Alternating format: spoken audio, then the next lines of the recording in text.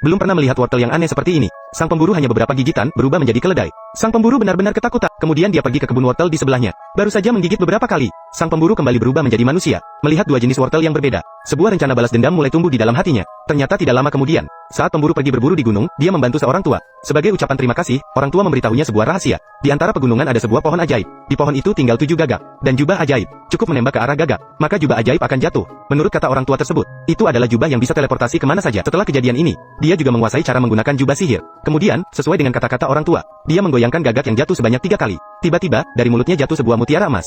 Konon, asalkan ditelan ke dalam perut, setiap pagi, akan muncul sebuah koin emas di bawah bantal. Saat sang pemburu berpikir keberuntungannya akan berubah, saat bersiap-siap untuk melanjutkan berburu, tiba-tiba terdengar suara gemuruh dari semak di depan. Dia mengira itu adalah seekor babi hutan dan berlari mendekat. Ternyata dia malah bertabrakan dengan seorang gadis. Pemburu langsung jatuh cinta pada gadis yang baru ditemuinya. Namun, dia tidak menyadari bahwa pertemuan itu sepenuhnya diatur oleh penyihir. Gadis itu mengundang sang pemburu ke rumahnya sebagai tamu. Padahal sebenarnya untuk mencuri 2 barang berharganya. Demi mendapatkan mutiara emas itu, sang ibu dan putrinya membuat minuman rahasia. Sang pemburu langsung bersin setelah meminumnya. Tanpa disadari, mutiara emas juga jatuh keluar. Sang penyihir memanfaatkan ketidaktahuan sang pemburu. Dengan cepat, ia memerintahkan putrinya menelannya. Tidak disangka, barang berharga pertama begitu mudah didapat. Selanjutnya adalah jubah ajaib itu. Ketika sang pemburu tertidur siang di bawah pohon besar, gadis itu tiba-tiba berlari sambil menangis mendekat, berharap sang pemburu bisa membawanya ke tempat tenang di seberang gunung, dan hidup bersama di sana. Sang pemburu percaya sepenuhnya. Dengan menggunakan jubah ajaib, ia langsung berpindah ke seberang gunung. Tempat ini, gadis itu dengan sengaja mengatakan bahwa dia lelah dan lapar, dan meminta sang pemburu pergi mencari makanan. Dengan penuh pemburu melepas jubah sihir, membiarkan gadis duduk di atasnya untuk istirahat. Namun ketika dia berbalik pergi mencari makanan, gadis itu malah menggunakan jubah sihir untuk kembali ke rumah,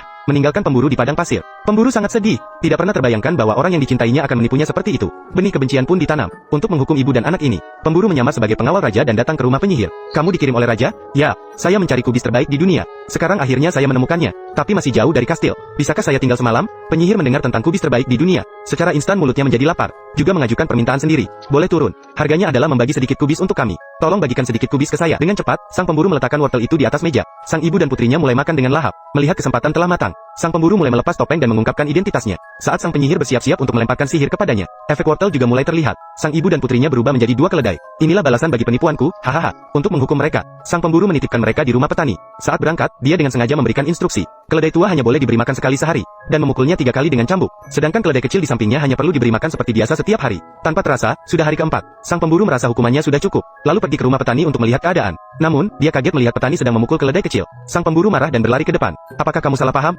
Hanya memberi makan keledai kecil ini 3 kali. Jangan memukulnya dengan cambuk. Kamu tahu kan? Petani juga punya penjelasannya sendiri. Tapi keledai tua itu sama sekali tidak berguna. Hanya 2 hari kemudian dia mati. Akhirnya harus membiarkan keledai kecil melakukannya. Setelah itu, sang pemburu memberikan jenis kubis lain kepada keledai kecil. Gadis itu segera kembali ke wujud aslinya. Sang pemburu memang mencintai gadis itu. Bertanya apakah dia mau menjadi istrinya. Gadis itu sangat terharu. Keduanya juga memaafkan kesalahan masa lalu. Mereka hidup bahagia bersama.